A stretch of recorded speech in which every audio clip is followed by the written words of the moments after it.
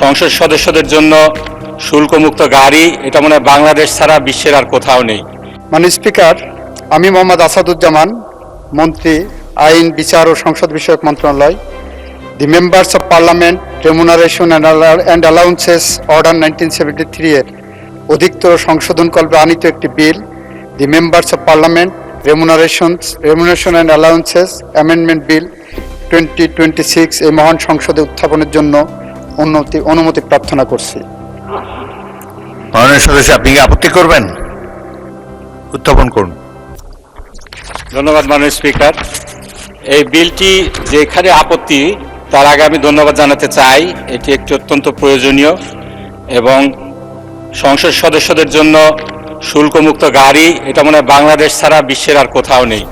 শুধু একটা বিষয় আমি একটু দৃষ্টি আকর্ষণ করতে চাই। এখানে উদ্দেশ্য এবং কারণ সম্বলিত একটি বিবৃতি দেওয়া হয়েছে, যেখানে বলা হয়েছে যে জাতীয় সংসদের যে সম্মানিত নেতা রয়েছেন তার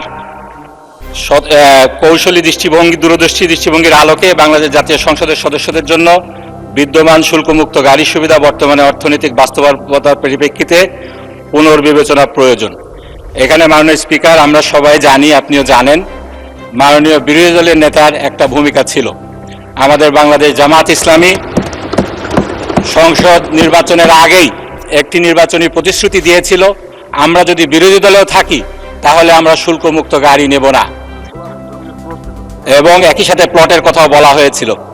এখন যে বিষয়টি আইনগতভাবে রূপ নিতে যাচ্ছে, সেখানে উদ্দেশ্য এবং কারণ সম্বলিত বিবৃতিতে যদি আমরা ন্যায় বিচার, ন্যায় ইনসাফের কথা বলি, তাহলে বিরোধী দলীয় নেতার কথাটিও এখানে যুক্ত হওয়া, তার বিবৃতি এবং তার যে সিদ্ধান্ত, এটা আসাটা আমি মনে করছি জরুরি।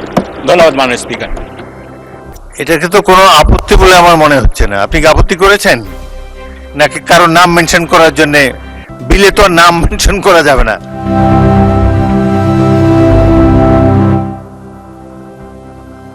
মাননীয় আইনমন্ত্রী। মাননীয় স্পিকার, আপনাকে ধন্যবাদ। আপনার মাধ্যমে আমার মাননীয় সংসদ সদস্যকেও ধন্যবাদ জানাচ্ছি।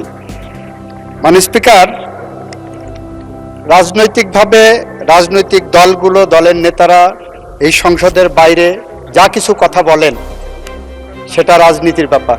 যখন আইনের প্রশ্ন আসবে, মাননীয় স্পিকার, বিলটা উত্থাপন করেন পাবলিক পলিসি হিসেবে সরকারের পক্ষ থেকে সংশ্লিষ্ট মন্ত্রী।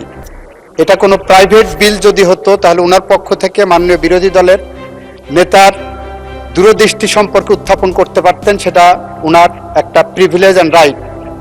আমরা পার্লামেন্টের প্রথম পার্লামেন্টারি কমিটির মিটিংয়ে মাননীয় সংসদ সদস্য এই বিষয়ে সরকারি দলের পার্লামেন্ট সদস্যদের মিটিংয়ে এটা উত্থাপন করার জন্য বলেছিলেন, এবং সেই অনুসারে আমরা উদ্দেশ্য এবং কারণ সংবলিত এই বিবৃতি তৈরি করেছি। এই পার্লামেন্টে ওনাদের পক্ষ থেকে এ ধরনের কোনো বক্তব্য আমাদের কাছে আসেনি। মাননীয় স্পিকার, নেভারদিলেস ওনারা যেহেতু তুলেছেন, মাননীয় সংসদ নেতা, মাননীয় প্রধানমন্ত্রী ইতিমধ্যেই বলেছেন যে ওনার নামটাও যদি এর সাথে সংযুক্ত হয়, তাহলে আমাদের কোনো আপত্তি নেই। মাননীয় স্পিকার।